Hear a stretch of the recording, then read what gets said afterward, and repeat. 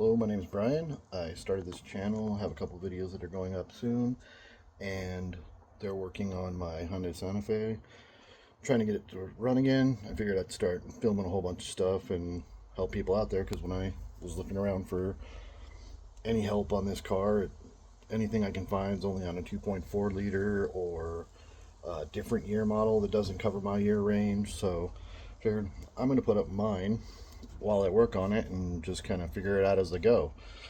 So far it's been working pretty good. I've gotten a bunch of the different things working, cleared a bunch of codes that weren't clearing before, and have a pretty good chance of getting it running again. Still might not, but I mean, I'm hoping for the best.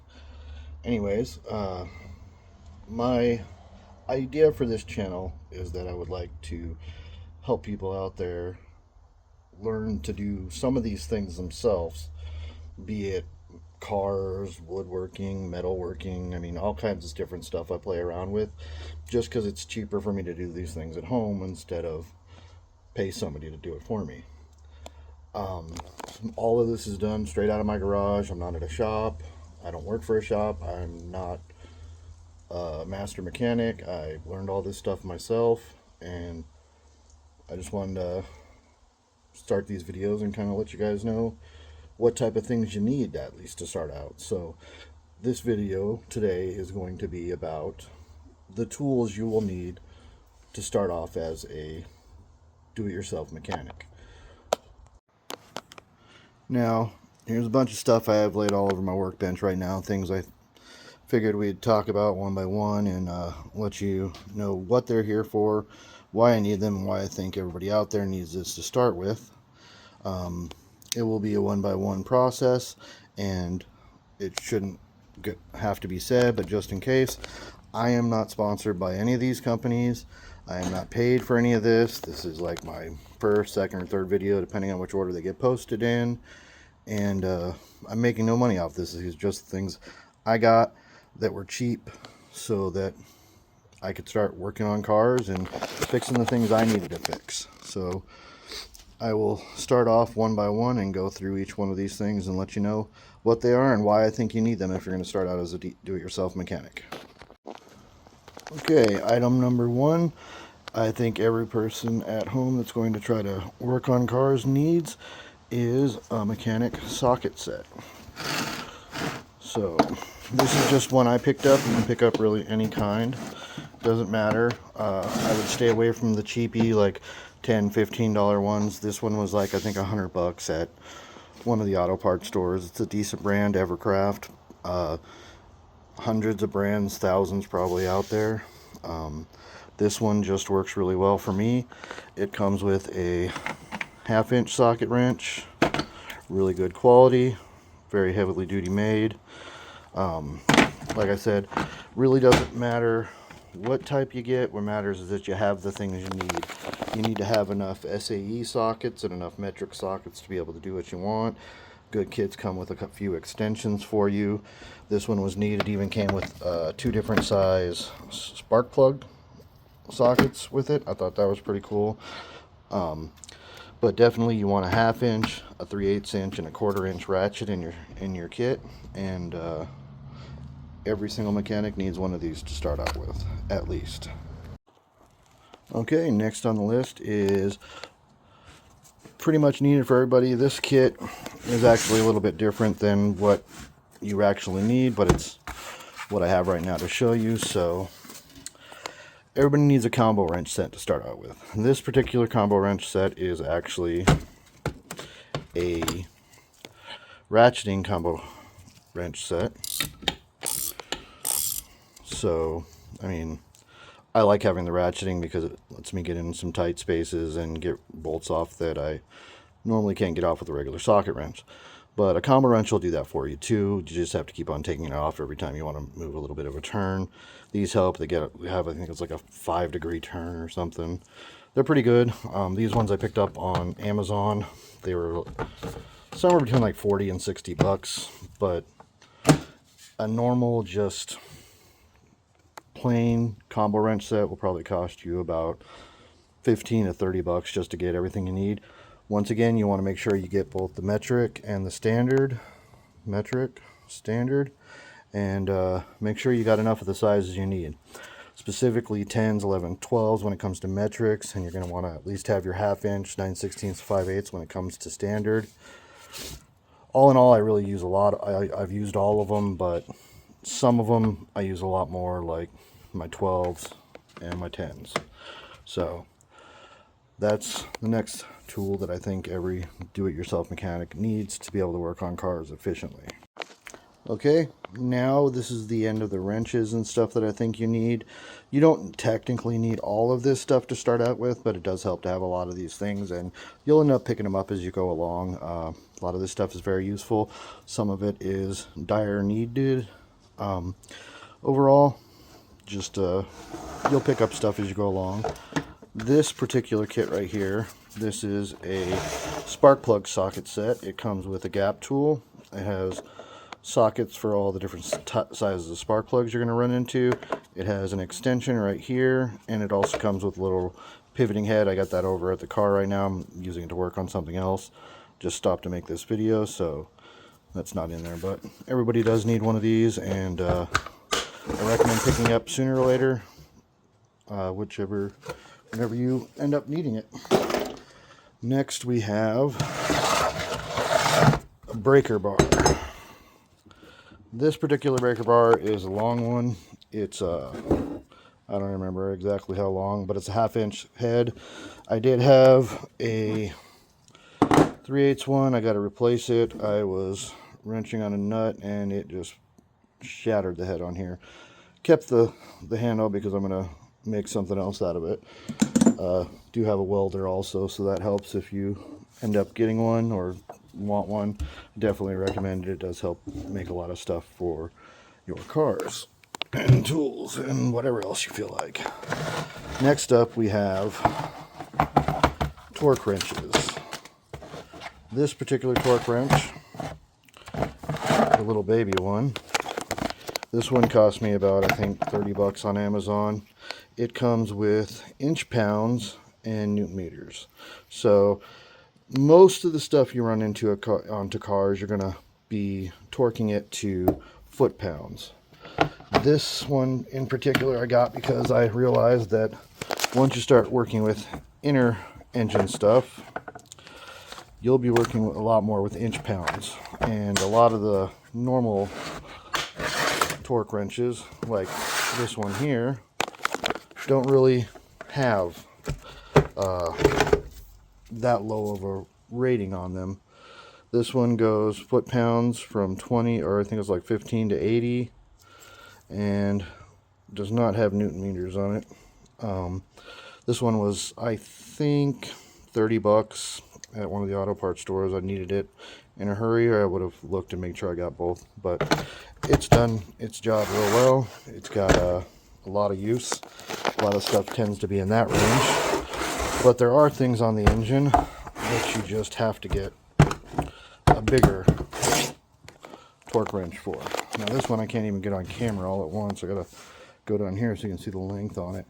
This sucker, it can really tighten some bolts, but this one comes with foot pounds and comes with newton meters. Foot pounds goes up to 250 on this one. Newton meters up to 345.7. This is a 1/2 inch head. The prior one was a 3/8 head, and the first one was a 1/4 inch head. So I definitely recommend getting at least a full set of these to where you have, you can go high foot pounds, you can go medium foot pounds, and then you can go that real intricate little small stuff that you can get out of that one. Now I leave the names on there, you can see them. Like I said, I'm not sponsored by any of these companies. I'm not getting paid for it. Just showing you things I picked up. Amazon, parts store, I think Harbor Freight. So there you go. Alright, here we have a few other little gadgets, doodads, tools, and things that I think are important that you'll end up getting over time. This is a fluid extractor. Got it at Harbor Freight, so I think it was like 10 bucks. A lot of stuff you got there. You don't really need the biggest, most expensive tools. The cheap ones work, and you can replace them real easy. This is a fluid filler when you get into doing differentials, transfer cases, transmissions, things like that. It becomes very useful. One end goes into a bottle up here, the other end goes into the area you're filling, and then you just pump it. That's locked right now. This is another thing that everybody needs. All of this together is sitting in what I wanted to talk about first. A magnetic dish. Everybody needs a magnetic dish. It's very useful, holds all the nuts for you while you're working, pretty much sticks to the car as you're doing it. Also, one of these, it's an extended magnet. When you drop stuff inside the engine, like you for sure will, this little thing retrieves it for you. Also in here I have these different fittings. These are for your drills and impact drills that you'll get, like these. It just lets you kind of put a there, and now I have a impact drill that can remove sockets. See? Ta-da!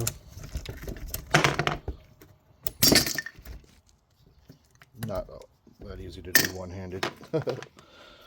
Now, next up on the stuff that was in this little magnetic dish is this. This is extendable mirror.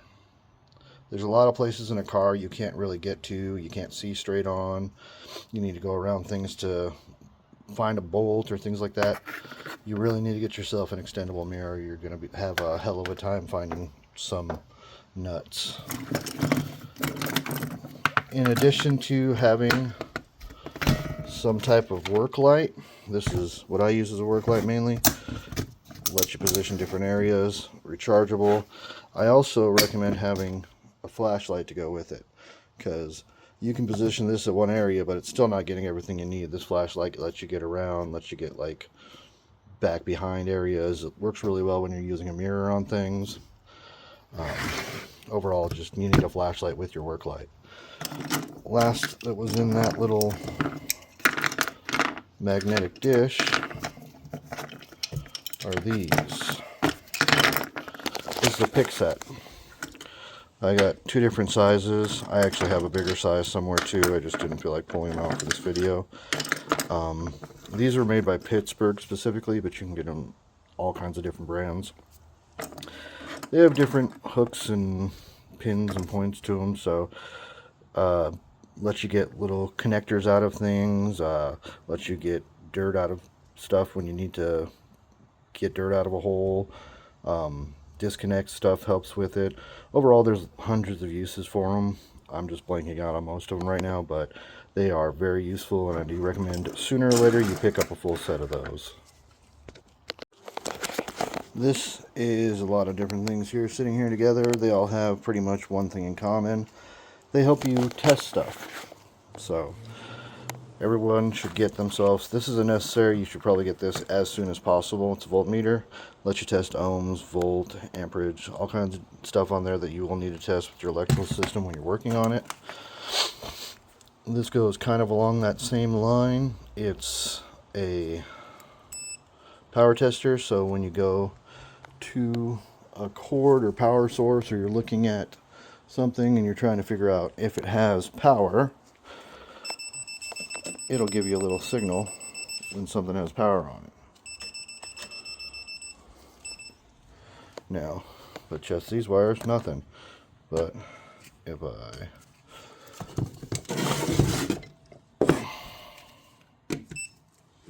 a little bit there, see?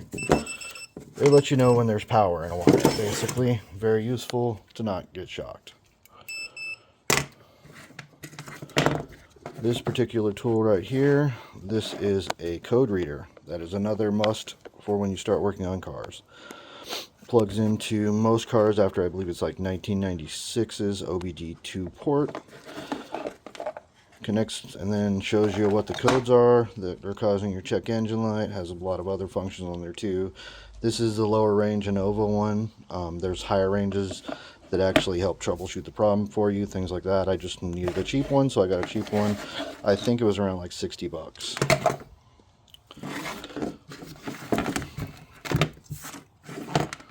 This is another voltage tester. This one clips on to the power source or to a ground, and then lets you check a power source. Very useful. This is a remote starter, so you basically can hook it up to your starter. You can hook it up to all kinds of stuff, and then turn your car over without putting fuel into it. This is a tire pressure gauge. Everybody should get one of those, but everybody probably knows what it is. These two are feeler gauges. I have two different sets.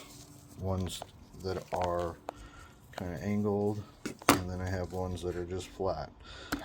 This one has more feelers in it, so I can check different gaps with it. This one is for checking tighter gaps, and if you're actually checking the flatness of something and you have a gap, like say on a cylinder head, you have a straight edge on it, and you want to check your flatness, you can test with these things. That helps. I mean, you still want to have a real mechanic shop check that out and figure out what the real flatness is, but I mean, these come in handy. You don't need them right away, but they are things you should pick up over time. And last but not least, the two of the more important things you'll need for your car. So this one's different size funnels. It's just a set I got. It was like $5 or $6 at one of the stores. Has different shapes, sizes, funnels for you. I mean, you'll collect a bunch over time. They're all different sizes. Those are just the ones I picked out for the video. I don't remember what brand they were, but they're cheap. This here is a roll of duct tape. You're not actually using it on your car, but I have found that if you tear it in weird thicknesses like that, I use this all the time, especially on bigger jobs where you're unhooking a lot of stuff in your engine. So basically, you take the tape, pull off a strip, use your Sharpie, write what that piece number is, or what you want to call it, whatever helps you categorize it, and then you tape it on one side and then do a duplicate and tape it on what it connected to. Really helps remembering what you actually remove that piece of the engine from. That, however, is not the only way that I organize while I'm taking engines and cars apart, whatever I'm working on. This little tool here, I also got it at, guess what, Harbor Freight. My wife actually got it for me to sort my screws and bolts and everything that I keep in the garage, and I found a better use for it. I keep a lot of car parts in it. No, really, I just the front two I keep just random stuff in, or when bolts don't fit in another area. But where the real use comes in, as you can see on the side here, I have numbered, written names, things like that, from all these different areas that I've taken bolts off of. Hey, there's the flex one I was talking about earlier. But I took off all these different bolts from different areas, like that one says front valve cover. So there's my valve bolts right there, so I know exactly where they're at. That one there is from the battery tray.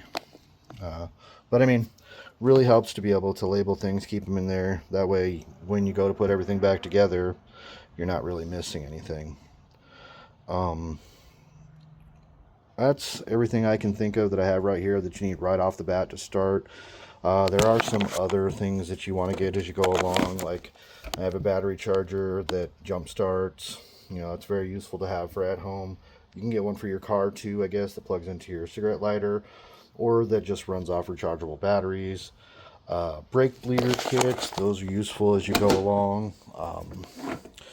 As you get more and more into things, different tools will start ending up at your house, and your wife will be asking you why you bought them, but have things like engine compression tester, I mean, the list goes on, and you'll always find a new thing you need or want, but this video is basically just to tell you the things you start out with, things you really need to get going when it comes to working on cars.